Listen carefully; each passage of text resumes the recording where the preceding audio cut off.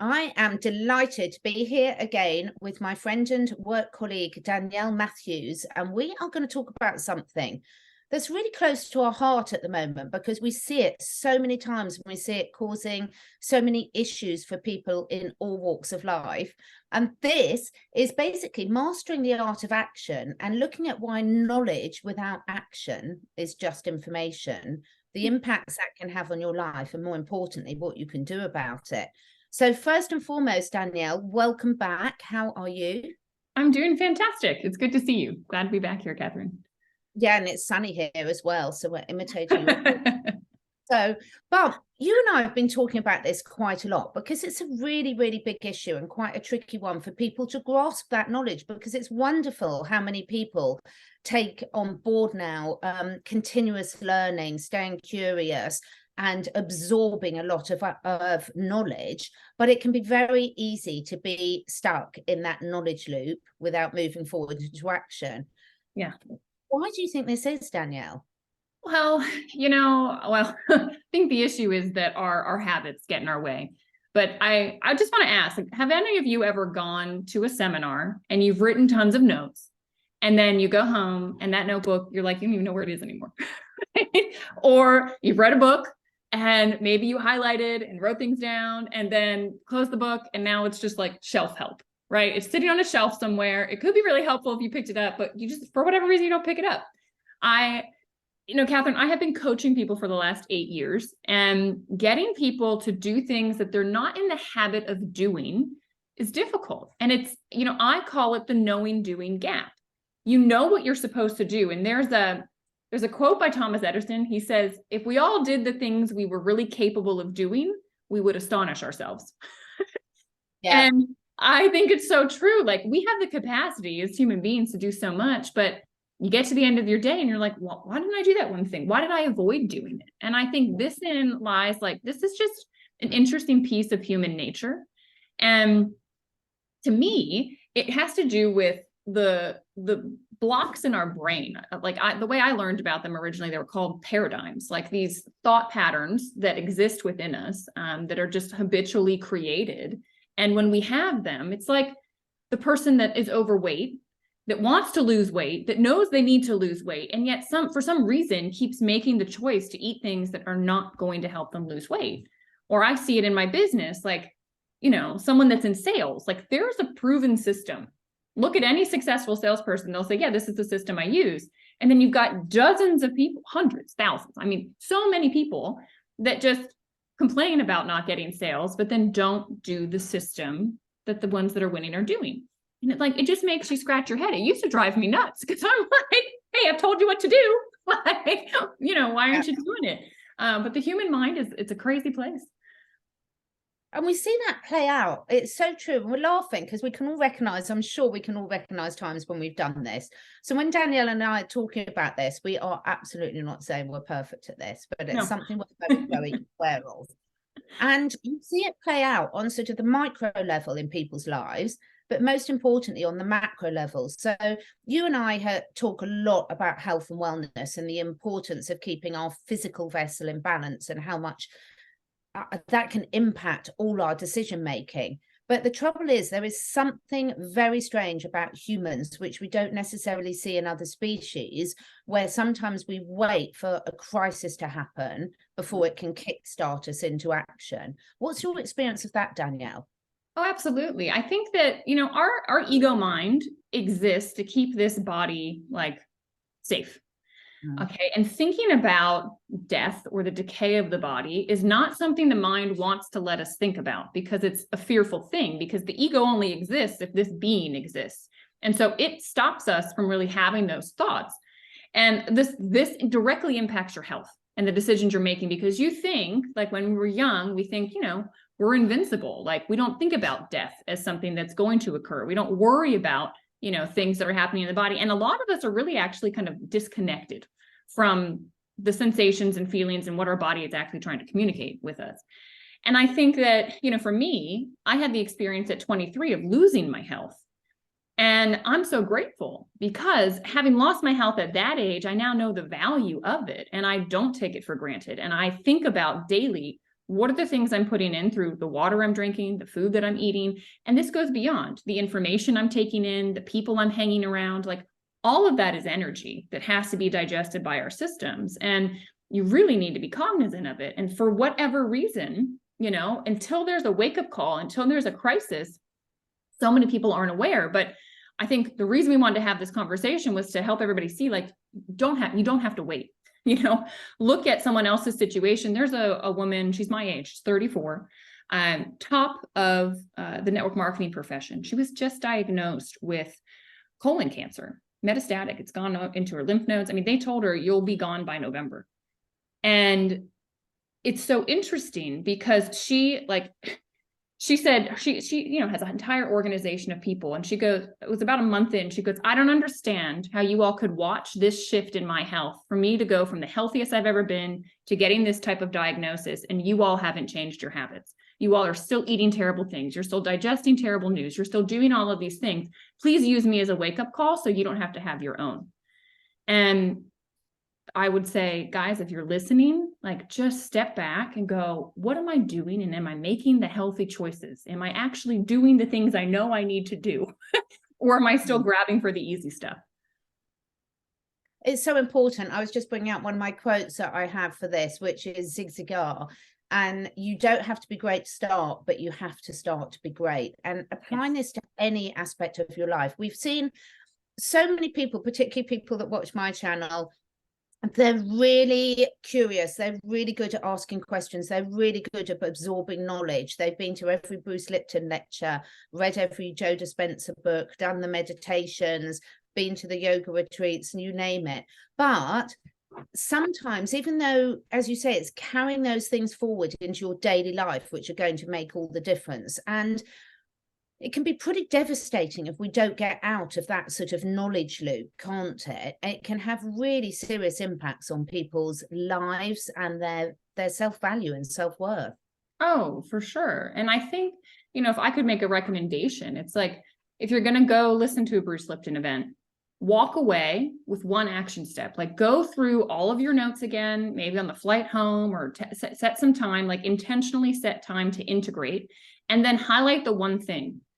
You know, because if you just started to shift one thing, you're going to make a difference. And the next time you go, maybe you can shift another thing, or you can come back to your notes if you can't go to another event, but pick one. And that's what I tell everybody. Look, if you're going to go to a big event, pick one thing to make the action step of. And the other thing I would say, if you want to actually go into it intentionally, is think about the biggest challenge in your life right now. What's the number one thing that is not working for you? It's not playing out the way that you want it to be, etc. And then go into the event seeking the answer to that. And just listen to every speaker, listen to everything that's said with the intent is, how is this going to help me with X? You know, and someone is going to say the exact right thing. When you're intentional, this is just how the universe works, right? It provides what's needed to you. And it might be from somebody you meet in the hallway. That's happened to me before at an event. Absolutely. Absolutely. Yeah, I love that. It's such good advice. We're really hoping that, you know, anyone watching this can let us know what their challenges are. So if necessary, we can follow up with this, answering some of those questions. But like you, I've been working with people, sort of coaching them in various forms for well over 20 years now, in all sorts of different roles, some in the business role, some in the health wellness role. And it's the biggest issue that I find is that sometimes people can, well, very often actually, people can get stuck in being really good at explaining and justifying their limitations. So we can be very good as humans in explaining very much, and almost like you can tell when people are talking about it that the person they're really trying to convince is themselves as to why they're not going to do it. Now, we all talk about energy a lot, and about, you know, the energy can't be created or destroyed, it can be just be transmuted. And I think when you look at it into information like that, I find it quite helpful to look at how you can then look at transmuting the information, the knowledge that you've acquired, into the next action step. Do you do that at all? Yeah, I think that's profound. And I just want to talk about, there's an image that came to my mind when you were speaking. they're the great ones, right? You can visualize it as scaling mountains. And I used to live out in Colorado. And before you got to the Rockies, which are huge, we're talking, 14,000 feet, you had the foothills. And I think so often there are people just putzing around in the foothills, like pretending like, oh yeah, I'm going to go climb a mountain. But they don't actually go take the leap, get into the action, go up the mountain. And I think it's because at some point they tried to, and it was hard. And they didn't have the skill set they needed. And the challenge was too steep and the skill set wasn't there. And so you get into anxiety, you get into fear. And when that happens, most people pull back into their comfort zone. What you need to do instead is increase your skill set, right? If you were to increase your skill set, all of a sudden now you're going to move out of anxiety and you're going to start moving into what's called the flow state. The flow state is found when you've got challenge and you've got a skill that can meet it. And I think then you would realize the great ones, they're just persistent. They just meet the challenge and go, well, what do I need to learn in order to overcome this challenge? And for me, that's the transmutation of the energy. It's going, whoa, now I've hit something, I've hit a block. Sometimes the challenge is within, quite frankly, that's what's going on. And I'm thinking about a client I was working with in yoga therapy. We were doing a session and it became very clear the communication that her body was having with her was that when she was 14 years old, her dad died of a heart attack suddenly. And her mom, as part of the kind of coping for their household, she didn't want to sit down at the dinner table, almost as like it acknowledged that his presence was missing. And so all of a sudden from the age of 14, they stopped sitting down for meals. And her whole family, it was just kind of this grab and go. Well, she's in her 60s. And she has the same habits and she's had them for like the last 50 years. And what we came through in the session was her body, and she's a very swollen belly, a lot of inflammation, a lot of extra weight in this area. And we realized, oh my gosh, this is because of decades and decades of this habit. But now that she's realized it, it's like, well, it's a simple fix. What's the skill I need to add? I need to plan my meals. I need to sit down. And the body is always communicating with us. And I think if you know the challenge, ask for help. There are some specialists that can help you get the skill set you need so you can, move through it and just use that energy then to propel you, because rather than being scared, that same like fear, you can turn into faith that you're gonna get through. Yeah, I had a really amazing chat with Jim Gale yesterday on my channel on permaculture and food forests. And one of the things that he said, now I can't remember who the quote was from, but the world's problems may seem increasingly complex and desperate, but the solutions are incredibly simple. Mm-hmm. And anyone who's struggling and caught in that knowledge loop, I would personally say, be proud, because that knowledge won't go unwasted unless you don't take some steps. So one of the things that we spoke about a few weeks ago, which really resonated with me, Danielle, you were talking about one of the coaches that you'd heard speaking about the left foot, right foot. And this to me was perfect. So can you talk us through that analogy? Yes, this visual always is what kicks me. So this coach of mine, his name's Fraser Brooks. He's from the UK. And he says, look, if you are learning, right, reading the book, going to the seminar, listening to him, whatever it is, listening to this right now, you're stepping forward with your right foot. And he says, if you keep learning, keep doing that, and you keep stepping with your right foot, what happens? Like you go in a circle. And he says, if you don't actually take action and step forward with the left foot, you're never going to go anywhere. So if you just right foot, round and round you go, it's got to be right, left. And so what he says is for every hour that you spend reading, training, being at a seminar, listening to something like this, you spend an equal amount of time stepping forward with the other foot. And so you do an hour of action. You do an hour of applying what you just learned. And think about it like if you're on a kayak, or a canoe, and you're just stroking with one side the whole time, you go in a circle. You've got to go right, left. And that's what's going to actually move you forward. And so forever and always, that image is like imprinted in my mind. Whenever I'm learning something, I say, okay, what's the one piece that I'm going to go put into action? Literally like right now. Absolutely perfect. I when you were explaining to me like that, it just hit home so clearly. And I think most of us can resonate with that. And when we're being honest with ourselves, which is really, really important, is we can recognize when we're overdoing, because some people can actually overdo the action and not take the time to acquire knowledge, which is a different issue, isn't it? Yes, it's a very different issue. So, it's interesting. I think it's one of those people that they just go, go, go, go, go, go, go. And when they never stop, it's the same problem. They're going left foot, left foot, left foot, left foot. And it's like, no, you're also going to go into circles. Like the whole point is to take action, then reflect on what can I learn from the action I take. Now, do I need a new skill? Go get the skill, go apply the skill. Okay, now where's my hiccup?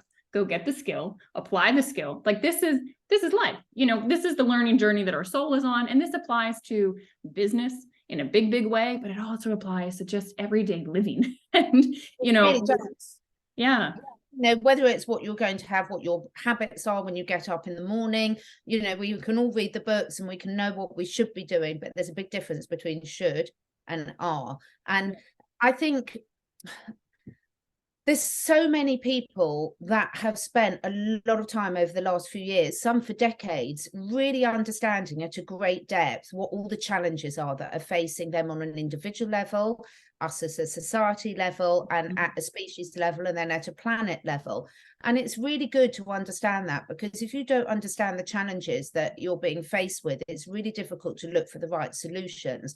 But that can really easily turn into overwhelm.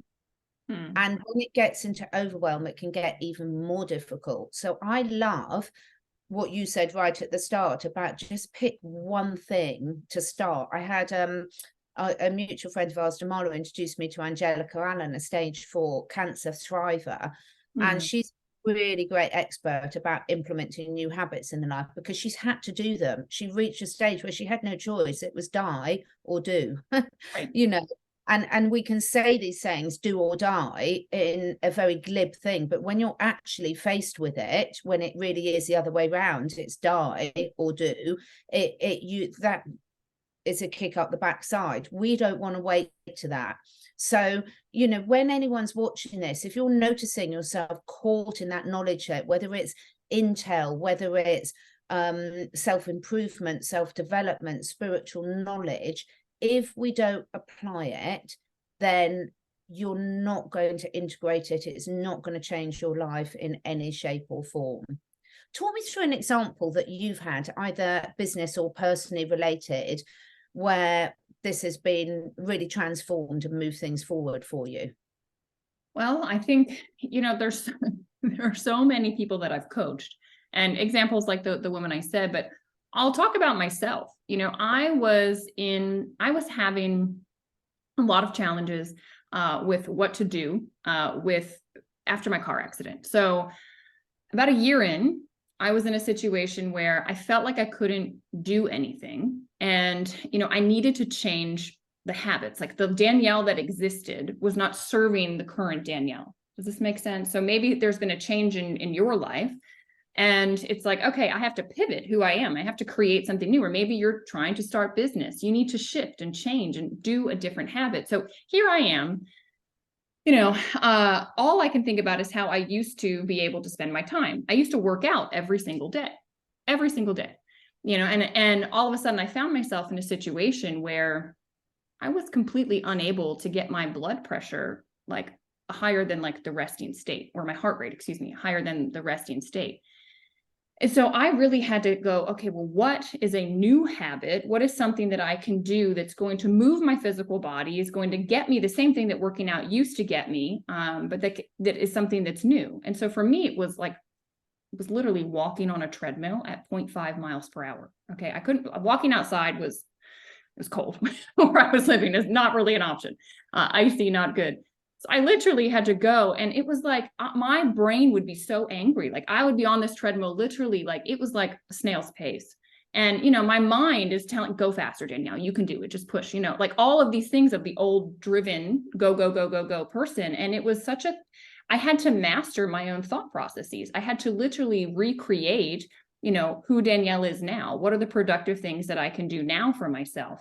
The food that I would eat.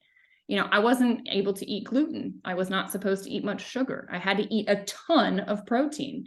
And my mind would constantly tell me, no, just go for that, go for that, go for that, you know, go for the other thing, eat a piece of pizza, right? And every time, if I slipped and I let myself, it was terrible. I mean, I had like this immediate feedback loop, you know, and that's what was nice for me, is that I had the immediate feedback loop of I felt terrible. I had a migraine come on, whatever it might be. Or if I pushed myself in a workout, the next day I'd be in bed the whole day. Yeah. So it was a really interesting time for me to see, like, look, sometimes our mind is not telling us helpful things. Sometimes it's telling us habitual things. And we need to, based on new information, based on new circumstances, we need to shift and we need to change it. And it takes persistence. I think the one thing that I have seen be the difference maker from team members that have been able to build big businesses, from people that have been able to get out of difficult health issues, it's the persistence, battling their own mind with continuing to push through, doing the thing that they know they need to do, and then putting it into action every day, right? That is the game changer. And you don't have to be incredibly intelligent to do that. There is nothing besides the element of persistence that makes the difference. I love it. And consistency is absolutely key. You know, most people watching this will have a fairly good understanding of what it takes to form new habits. And the secret is, it's like any sort of thing in life that you want to change. Once you've realized and you've made that connection and you've acknowledged it, that's a really big step, because then you're moving forward with the conscious awareness of how you're living out, what choices you're making. And I think, you know, we keep coming back, but I keep coming back to the fifth agreement, the four agreements by Dom Ruiz. And, you know, be impeccable with your word is the first one of the four ingredients. And when you're impeccable with your word, if you've decided that you want to change, if you're learning about meditation and you spent years studying about meditation, but you're not meditating, that's why it's called the practice of meditation, because you practice. The more you practice it, the better you get at it. Yep. Be impeccable with your word to yourself. Because if you can't be impeccable with your word to yourself, there's no chance that you will live it with other people. It's so true. That's what I had to do with my own mind is, hey, those words that are happening in my head right now, they're telling me to just go for a run, to just go eat that, to just, have that snack. That is not helpful wording. And so often it's like wild. If you stated what you said inside of your own head out loud, like, you wouldn't let anybody speak to you the way that you speak to yourself. So be impeccable with your word and the words running in here. It's huge. Those mantras that are being chanted in our own minds, like the way that we think about ourselves and interact and look at things, just be very conscious of it. I couldn't agree, more with you, Catherine. And I do think there's also a degree of, it can be really difficult yourself to make a change. I think sometimes it's really helpful to get around other people that also have a growth mindset, that also are looking to shift and change. Because what I found is that my friend group started to drop away. All of a sudden, as I started to work on myself more, I didn't resonate in the same space. I saw them making choices that I'm like, why are you doing that? Like, you're limiting yourselves, and their thought patterns were not helpful. And, the people you surround yourself with, you start to get in that same energy space. And so I had people dropping away from me, which was hard at the beginning, but then I found people like yourself, like our friend Nirmala that we talked about, like all of the people that I work with within ASEA. That's part of the reason I have loved it so much. Is it's this beautiful community of people that are aware enough that they have issues and they're looking to shift them, to change them, to become more. And they're asking other people to help hold them accountable to doing that. And I think, we're meant to support one another. We are, community-oriented creatures. And this is something where we can lift people. I think the Pygmalion effect is very, very, very real, where if we hold a higher expectation of someone, we'll lift them to that. And you need a coach sometimes. You need a mentor. You need accountability partners that are helping you do that. I couldn't agree more. I mean, I can honestly say this isn't a video about ASEA or multi-level marketing or social sharing. This is a video about why we get stuck in the not taking action, and therefore why we don't see the changes in whatever area of life it is that you're looking for. Because everyone has got something they want to change, every single person watching this.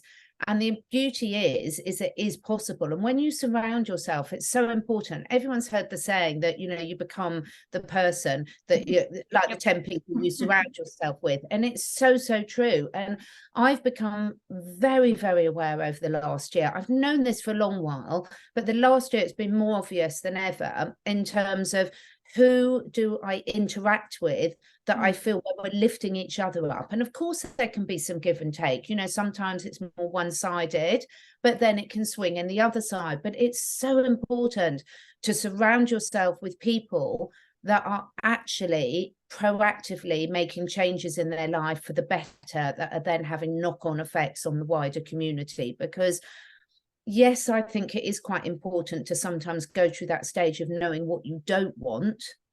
Right. And ideally, whilst you've still got a choice in that before it's taken away from you. But whether you've reached that stage or whether it's a conscious awareness, once you know what you don't want, don't stay there. Don't stay there. Take some step, left, right, to actually transition yourself away from that. Exactly. And if you're feeling stuck, like I have some people that a spouse is not supportive of this like shift, this awakening they're having, this desire to change, because that makes the spouse uncomfortable, you know, or a friend group or parents or even kids. And I would say, you know, if you're feeling like, well, I'm trapped in the situation I'm in, like I can't go take a step away from it, like my whole life would fall away. Look, take a gentle step forward. And if you need to surround yourself with people that aren't that, listen to Catherine's show, you know, connect with people online that are sharing these ideas. Go read a book. You know, for me, one of the other things I started to do was reading. I just would read because I wanted to be around people that thought differently, that had kind of cracked the code. I really got into a lot of yogic philosophy because I thought, well, what do these yogis know that set them free in life? And what are these secrets that are just waiting in these texts for us? And so I would say, look, don't let your mind tell you it's impossible or you can't, or you're stuck in your situation. No, read and go, well, how can I apply this? Because the truth is it's your inner world. Like the external world, most of the time, is a reflection of what's inside of you. And as you start the action step, is usually applying something that is in your inner world. It's within you. And as you start to shift and change, people will shift and change around you. I mean, just wait, it's pretty remarkable. I love it. And this is one of the reasons why we love our dogs so much, because they really, you know, if you've got an animal or a dependent in your life, it sometimes can be much easier to do it for someone else than it can yourself. But whatever your why is, I know we'll sort of wrap this up in a minute because we've covered quite a lot, I think, for people already to sort of ponder over and let us know what you think. But how important do you think, really, two questions. How important do you think understanding your purpose is to being able to take inspired action? And I've forgotten the other questions whilst you're answering that one. Right, I'll do this one. Well, here's what I think. I think when you have a vision, when you know what you want to do, it will pull you. When you know that and you have that like you don't need motivation. Like there is something intrinsic within you, this burning desire that you will feel that will literally pull you through the hard times. And knowing the system you're going to use to get there, what it is that you need to do, and then committing to persistent action on that system every single day makes a difference. But if you don't have that purpose, if you don't have that vision, if you don't know why you're moving in the direction you're moving, you won't move. That's a lot of times, I think, why people don't do anything with the knowledge they get. They're like, oh, that's nice. How does it apply to me?